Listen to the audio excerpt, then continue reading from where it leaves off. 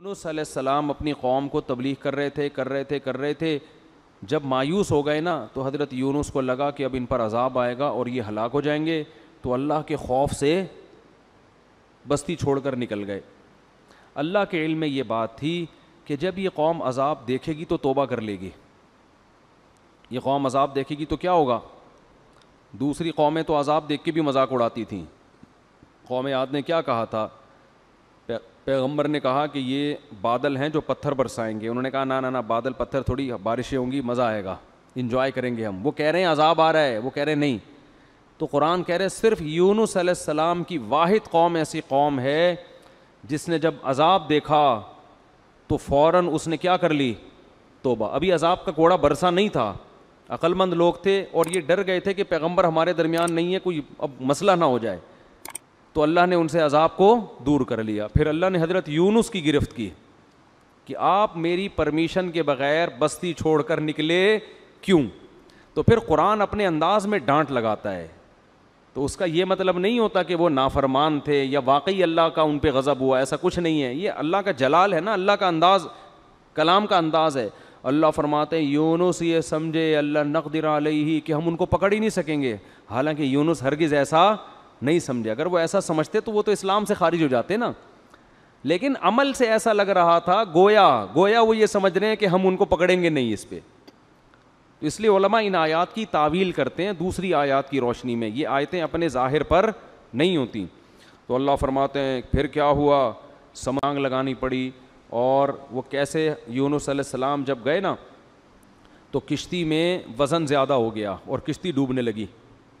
تو وہاں لوگوں نے کہا کہ کوئی شخص ہم میں ایسا ہے, کوئی غلام اپنے مولا کی پرمیشن کے بغیر بھاگا ہے تو قرآن اندازی ہوگی, جس کا نام آیا اس کو سمندر میں چھلانگ لگانی پڑے گی تاکہ دوسرے لوگ بچ جائیں. تو نام کس کا آیا؟ یونس علیہ السلام کا. کیا آزمائش ہے یار, ساری زندگی تبلیغ کی ہے بھائی. یعنی میں آج کل دینداروں کی بات کر رہا ہوں کہ جو نماز پڑھتے ہیں, روزہ رکھتے ہیں, کہتے ہیں یار ہم تو اتنے نیک لوگ ہیں, نہ کبھی. پرسوں کیا ہوا, میں آپ کو دلچسپ واقعہ سناؤں. میں کسی کام سے صدر کی طرف رات کو جا رہا ہوں 2 بجے. راستے میں ہوٹل میں ہم نے کہا کہ چلو کھانا کھاتے ہیں, بھوک بہت سخت لگ رہی تھی, کھانا نہیں کھایا ہوا تھا. تو ہوٹل میں جب میں بیٹھا تو ایک صاحب آئے, گھنٹہ انتظار کیا نا میرا انہوں نے کہ یار آپ کھانا کھاؤ تو میں نے آپ سے ایک سوال پوچھنا, اور بڑی عقیدت میں نے کہا چلو بیچارے اتنی دیر سے بیٹھے ہوئے ہیں, کھانا ہم نے تسلی سے کھایا, آ کے مجھ سے ملے, السلام علیکم. وعلیکم السلام, خیریت سے ہیں جی؟ الحمدللہ. بڑی خوشی ہوئی. میں نے کہا ماشاء اللہ. کہتے ہیں ایک سوال پوچھنا ہے آپ سے. یہ کوئی غیبت کی بات نہیں ہے, نہ کوئی اس میں ٹینشن کی بات ہے. مجھے کہنے لگے کہ میں ساری زندگی ایمانداری سے میں نے ملازمت کی ہے, کبھی کسی کا 1 روپیہ نہیں دبایا, لیکن میرے پاس اتنی غربت ہے کہ میرے پاس گھر جانے کا کرایہ بھی نہیں ہے. تو یہ ایماندار لوگوں کے ساتھ ایسا کیوں ہوتا ہے؟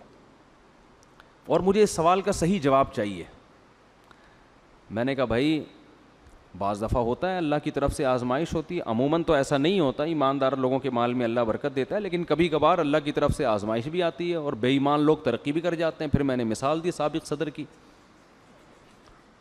میں نے کہا ایمانداری کا عالمی ریکارڈ قائم کیا ہے, مگر آپ دیکھو پیسہ ہے کہ آیا ہی چلا جا رہا ہے. آئے پوری اسٹیل میں 1 چمچ اسٹیل کا کھا سکتے ہیں آپ, ہیں بھائی؟ 1 چمچ ہم اسٹیل کا چبا نہیں سکتے, اور بعض لوگ پوری اسٹیل ملیں کھا گئے ہیں. تو میں نے کہا دیکھو یہ تو اللہ کی طرف سے. مجھے کہتے ہیں جواب درست نہیں ہے. کہتے ہیں آپ کے جواب سے میں بالکل بھی مطمئن نہیں ہوا. پھر میں نے یہ بات ان کو سمجھائی. کہہ رہے ہیں آپ کے جواب سے میں بالکل مطمئن نہیں ہوا, السلام علیکم, آپ جا سکتے ہیں. میں نے کہا بھائی میرے پاس تو یہی جواب تھا, وعلیکم السلام, اپنا خیال رکھیے گا. خیر انہوں نے مجھ سے معذرت بھی کی کہ اگر آپ کو تکلیف ہوئی تو معذرت چاہتا ہوں. تو یہ ہمارے ہاں بہت سے دینداروں میں ہے کہ ہم نماز بھی پڑھ رہے ہیں, ہم تو ایمانداری سے نہ کسی کا دل دکھاتے ہیں, نہ یوں کرتے ہیں نہ یوں کرتے ہیں, پھر بھی آزمائشیں آ رہی ہیں. تو بھائی یونس علیہ السلام کو دیکھو, ساری زندگی تبلیغ کی ہے اور نکلے بھی اللہ کے خوف سے. یعنی اس لیے نہیں کہ تبلیغ چھوڑ کے معاذ اللہ بھاگ رہے ہوں, بھائی اللہ کا عذاب نہ آ جائے. تو اللہ کا عذاب تو ایسی چیز ہے کہ اس سے تو بھاگنا ہی چاہیے, لیکن نتیجہ کیا نکل رہا ہے؟ نام کس کا آ رہا ہے قرآن اندازی میں؟ حضرت یونس کو تو سوچنا چاہیے تھا کہ اللہ جب میں تیری ساری زندگی میں نے تبلیغ کی ہے اور اب عذاب آ رہا ہے تو میں بھاگ رہا ہوں, تو کنوینس کا انتظام کس کے ذمہ ہے؟ ہے بھائی. اے اللہ کم از کم بائی روڈ کا انتظام کر دے یا بائی ایئر کا انتظام کر دے یا شپ کا کوئی انتظام کر دے. یہ انتظام تو تیرے ذمہ. اپنے کرایہ خرچ کر کے میں کشتی میں بیٹھ رہا ہوں اور وہ کشتی کیا ہو رہی ہے, ڈاماڈول ہو رہی ہے. تو اس وقت ان کو خیال آیا ہوگا کہ کشتی میں ڈوبنے کا خطرہ ہے, کوئی بات نہیں, دوسرا کوئی بندہ یہاں سے اترے گا, ہم تو بچیں گے کیونکہ ہم تو اللہ کے پیغمبر اور بہت نیک. عجیب بات, کسی کا نام نہیں آ رہا. نام بھی کس کا آیا ہے؟ یونس. تو اب جب نام آیا تو بھی اللہ سے شکایت نہیں کہ یہ کیا ہو رہا ہے میرے ساتھ. کنوینس کا اللہ نے کوئی انتظام بھی نہیں کیا پراپر ہے بھائی, اور ایسی کشتی میں بٹھوا دیا جو اب کیا کر رہی ہے, ڈوب رہی ہے. اور اللہ نے تو مجھ سے بڑے بڑے وعدے کیے تھے, اور اب اتنے درجنوں لوگوں میں نام کس کا آ رہا ہے؟ میرا. کچھ بھی نہیں ہے. چلو سمندر میں چھلانگ لگائیں گے, کوئی پھٹا وٹا مل جاتا ہے, کہیں تیر کے آدمی چلا جاتا ہے, کچھ نہ کچھ دیر تو زندہ رہتا ہے نا. ادھر سمندر میں چھلانگ لگائی اور مچھلی منہ کھول کے کھڑی ہوئی ہے, لے بھائی مچھلی کے پیٹ میں. لیکن ایک حرف شکایت کا نہیں آ رہا. قرآن ہمیں یہ سب کیوں بتاتا ہے؟ اللہ سے اچھا گمان رکھو, ہر غلطی اپنے کھاتے میں ڈالو. ہر غلطی نہیں بھی ہو تو بولو میں غلط ہوں. ہر غلطی کس کے کھاتے میں؟ بھائی میں ہی غلط ہوں. مجھے یاد ہے ایک دفعہ ہم جب چھوٹے بچے تھے نا, اس وقت تبلیغ والوں میں بڑا جوش ہوتا تھا, اب بھی ہے لیکن وہ والا جوش رہا نہیں ہے. وہ بڑا جوش ہوتا تھا بھائی. وہ جب 3 دن کی جماعت آتی تھی نا, پورے محلے کو ہلا کے جاتی تھی. وہ ہر ایک کو لے کے, کوئی گٹر کے ڈھکن پہ بیٹھے ہوئے اس کو سمجھا رہے ہیں, ادھر لے آ کے چائے پلا رہے ہیں. بڑا اب بھی ہے لیکن ظاہر ہے جو چیز شروع میں ہوتی ہے اس میں جوش زیادہ ہوتا ہے. تو وہ بہت محنت تھی. تو کیا کہہ رہا تھا میں؟ نہیں مچھلی کی بات, ہاں. تو مجھے یاد ہے ان میں ایک ساتھی تھے, انہوں نے جماعت میں بہت وقت لگایا ہوا تھا, سال لگے ہوئے تھے ان کے, اندرون ملک بیرون ملک, بڑے محنتی اور بڑے متحرک.